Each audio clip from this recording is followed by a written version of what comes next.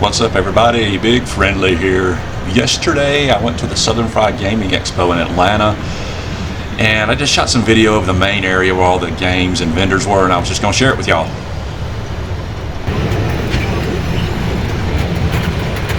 Hard to believe it's been 50 years since Jaws came out. These pinball machines are just so beautiful though.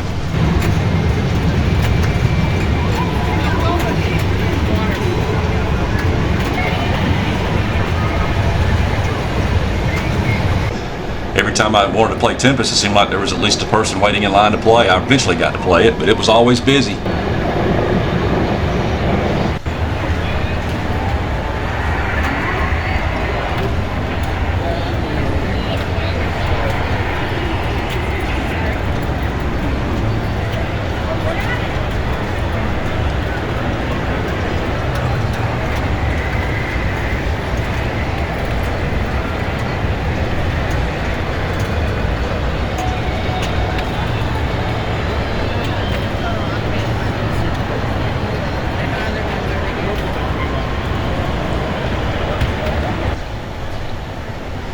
Now, it's funny because I actually played Kaboom probably more than I did anything else at the whole convention down that old Atari right there that you just saw. Kind of fun to play it on a real system. I hadn't played it on a real Atari in so long. But this was an area where they had mostly, just old retro gaming systems, pretty old ones. But there were some that were, more obscure that you don't see very often. And free play, everything was free. It was $55 for me to get in. I think kids were $30. It's worth it though if you're a diehard. There's just so much to do. You're only seeing a really small sample. There was all kinds of tournaments going on, pinball, video games. There was a whole other room where they had board games they were playing. It's just, of course they had speakers. Got to see Howard Scott Warshaw, and he signed my Yar's Revenge cart for me. Shook his hand, real nice guy.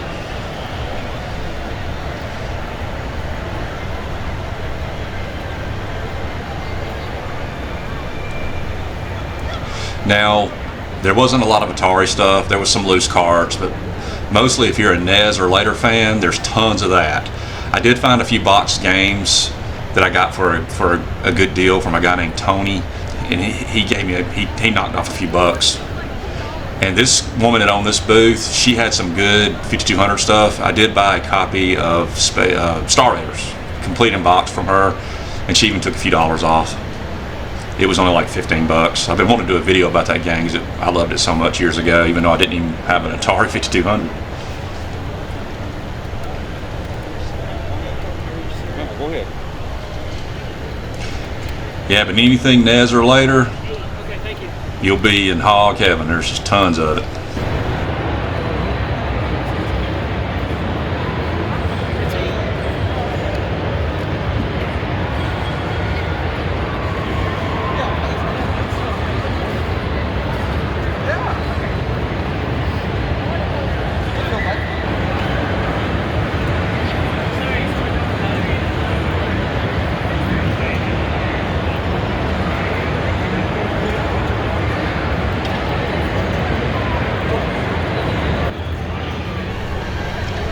It was crazy how popular some of the pinball games were. I mean, there were a lot of people waiting in line for some of them to play. I didn't realize pinball was so popular. But like I said before, the beauty of the machines is just crazy. They look so awesome.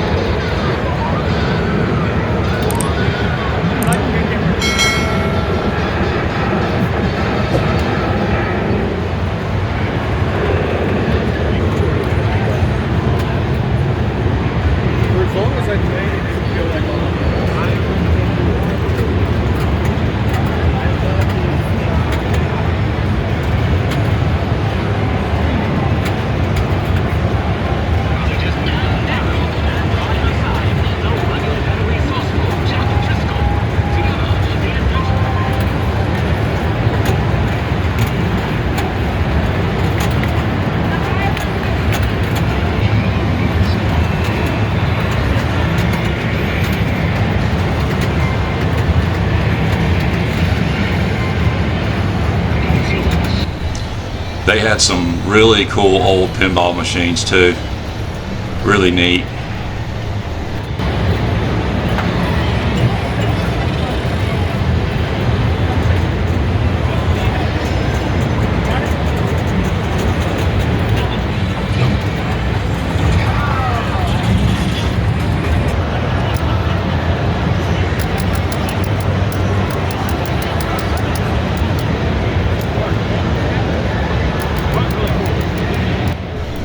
When I saw Ghost Town, it made me think of Crossbow and Cheyenne, which they didn't have there. I wish they would have. Those are two classics.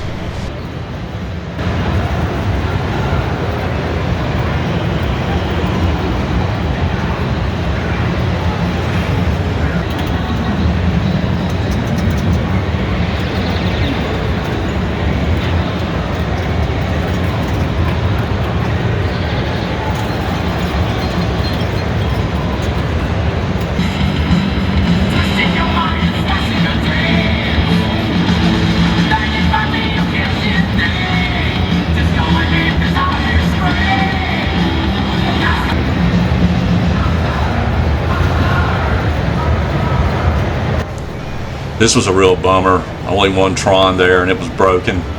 I definitely would have played it. One of the prettiest cabinets ever.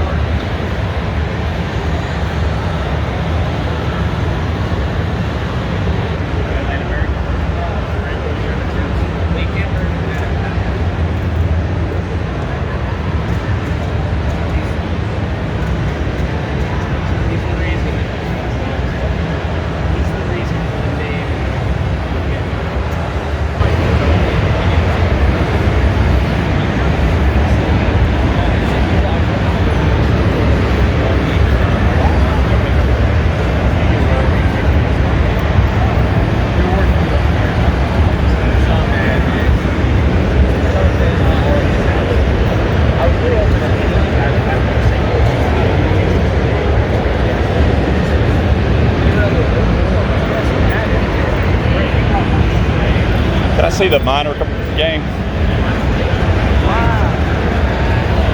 I wish I wasn't so poor.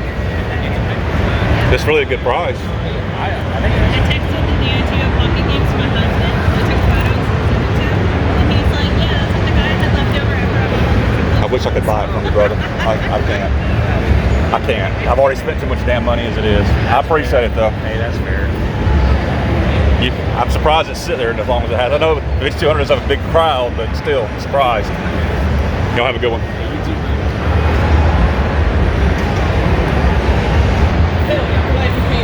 What's up, brother?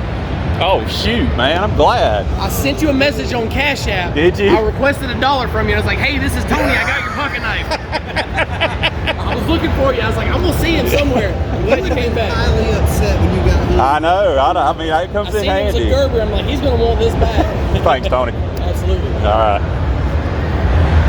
That was Tony. He was the guy who sold me those boxed Atari 2600 games, and I'd been using my Gerber pocket knife to gently open the flaps, not so as not to break them, because they were kind of, you know how old they are, just to see if everything was in there. And I actually left my knife behind in his booth, and luckily I bumped into him. And I got it back because I use it a lot.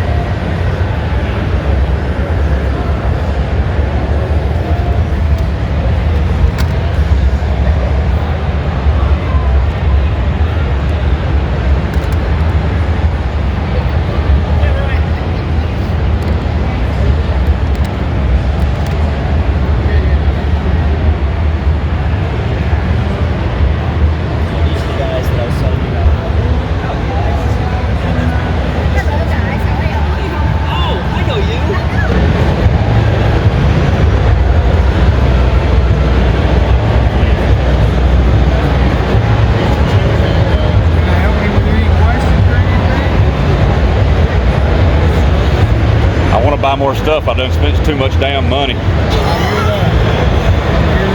easy to do that.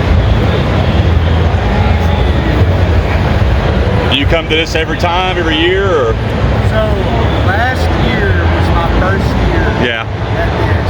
So I've been wanting to come. I've heard about it. Yeah.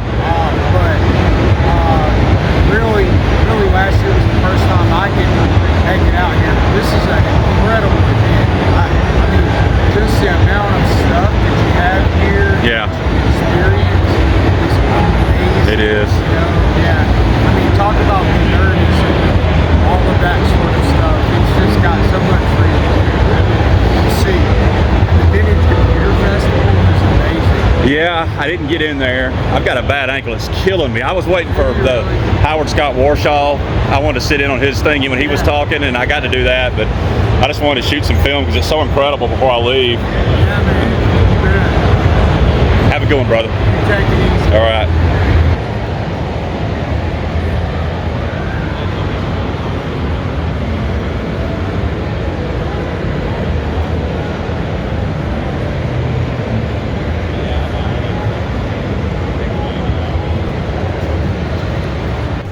Now this vendor had some awesome old PC games.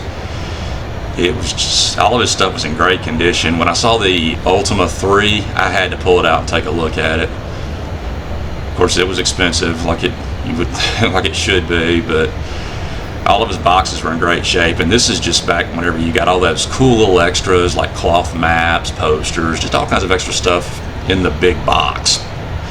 The good old days of PC gaming.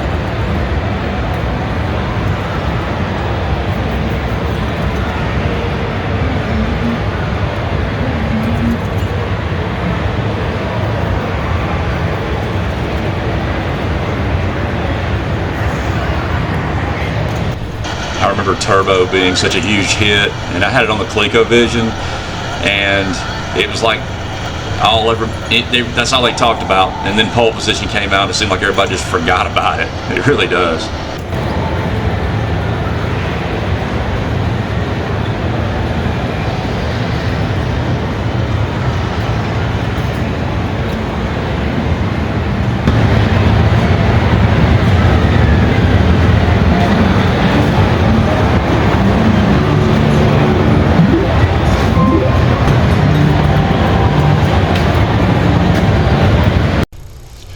That wasn't even everything that they had there. There was more games I didn't film, more vendors I didn't film. Like I said before, they had a huge room where they were playing tabletop games. This was a really nice place, but it was massive. I didn't realize just how spread out it was, and I'm such a moron. I was so excited to get in. I didn't really pay attention to the park. They have like 4 different parking decks, but I didn't know that. When I got there, I didn't pay attention to the color of mine. So when I left, it took me probably 30 to 45 minutes just to find my truck. And man, I had rolled my ankle Monday morning working. Just wet ground, uneven ground, just a fluke thing. And I rolled to the left, and boy, it hurt so bad. I was just begging God that please don't let it be broken. But I didn't know, it was getting better throughout the week, but I didn't know if I was going to be able to go because I knew I was going to be walking, but I went ahead and toughed it out. But by the end, I was really hurting. It was bad. And I had to drive over an hour to get back home.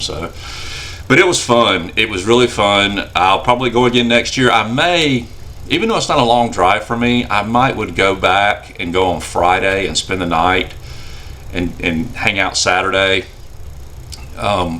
By the time Saturday night came around, or Saturday like around 6, it had gotten really busy in there. I mean, I didn't film any of this, but the lines behind the pinball machines were insane, and it was just crazy, and it was really, really loud. I mean, I was just using my phone, so I'm sorry if the sound sucks. I didn't have a microphone or anything, and I'm not really experienced at filming stuff like this, but it almost reminded me of a casino in the background, just all the noise. You just didn't have the dinging sound from the slot machines that you hear when you go in a casino. But other than that, that's kind of what it reminded you of, just because it was so loud in there. But if you liked it, please hit the like button. And if you haven't subbed my channel yet, please subscribe. I appreciate everything y'all do for watching my videos, and I'll do another one soon and get it out to y'all. Thank you. Have a good one.